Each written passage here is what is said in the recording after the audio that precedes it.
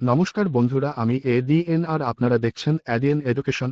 তুরস্ক ভারতের সামরিক রপ্তানির উপর নিষেধাজ্ঞা আরোপ করেছে বলে অভিযোগ করে সাম্প্রতিক মিডিয়া রিপোর্টগুলিকে ভারতের পররাষ্ট্র মন্ত্রণালয় এমইএ দৃঢ়ভাবে অস্বীকার করেছে। এমইএ এই প্রতিবেদনগুলিকে সর্বোত্তমভাবে বিভ্রান্তিকর হিসেবে চিহ্নিত করেছে এবং তুর্কি দূতাবাসকে আরও কোনো অনুসন্ধানের নির্দেশ দিয়েছে। তুরস্কের প্রতিবেদনগুলি দাবি করেছে যে তুর্কি সরকারের একজন কর্মকর্তা গোপনীয় সংসদ অধিবেশন চলাকালীন কথিত নিষেধাজ্ঞার কথা প্রকাশ করেছিলেন। এটি অনুমান করা হয়েছিল যে এই পদক্ষেপটি পাকিস্তানের পক্ষে ছিল, যা আঙ্কারা এবং নয়াদিল্লির মধ্যে ইতিমধ্যে উত্তেজনাপূর্ণ কূটনৈতিক সম্পর্ককে আরও উত্তেজিত করে। এমইএর সরকারি মুখপাত্র রণধীর জয়সওয়াল একটি সংবাদ সম্মেলনের সময় স্পষ্ট করেছেন যে তথ্যটি সঠিক নয় এবং যাচাই ছাড়াই এই জাতীয় দাবিগুলি গ্রহণ করার বিরুদ্ধে সতর্কতার আহ্বান জানিয়েছেন।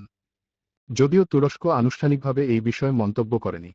তুরস্কের অস্ত্র সংগ্রহকারী সংস্থার একজন নির্বাহীর একটি গোপন বৈঠকে উল্লেখ করেছেন যে রাজনৈতিক পরিস্থিতি এবং পাকিস্তানের সাথে তুরস্কের বন্ধুত্বের কারণে ভারতে অস্ত্র রপ্তানির জন্য কোনো অনুমতি দেওয়া হচ্ছে না।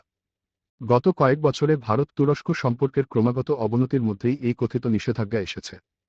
ভারত এবং তুরস্কের মধ্যে উত্তেজনার কারণ নিয়ে আমি একটি আলাদা ভিডিও বানাবো। বন্ধুরা, কাশ্মীর ইস্যুতে পাকিস্তানের প্রতি আঙ্কারার অটল সমর্থন, গ্রিসের দিকে ভারতের ঝোঁক এবং আর্মেনিয়া আজারবাইজান সংঘাত, এই সব কিছুকেই ভারত এবং তুরস্কের মধ্যে উত্তেজনাপূর্ণ সম্পর্কের জন্য দায়ী করা হয়। কাশ্মীর ইস্যুতে পাকিস্তানের প্রতি তুরস্কের অটল সমর্থনের কারণে নয়াদিল্লি ইতিমধ্যেই তুরস্কে অস্ত্রের চালান বন্ধ করে দিয়েছে এবং একটি তুর্কি প্রতিরক্ষা সংস্থার সাথে একটি উল্লেখযোগ্য $2.5 বিলিয়ন নৌ চুক্তি বাতিল করেছে। যদিও ভারত বলেছে যে ভারত বিদেশি প্রতিরক্ষা আমদানির উপর নির্ভরশীলতা হ্রাস করার জন্য এই চুক্তি বাতিল করেছে। উল্লেখযোগ্যভাবে হিন্দুস্তান শিপইয়ার্ড লিমিটেড HSL এখন কাশ্মীর নিয়ে তুরস্কের অবস্থানের কারণে একটি তুর্কি ফার্মকে তাদের প্রকল্প থেকে বাদ দিয়ে দেয়।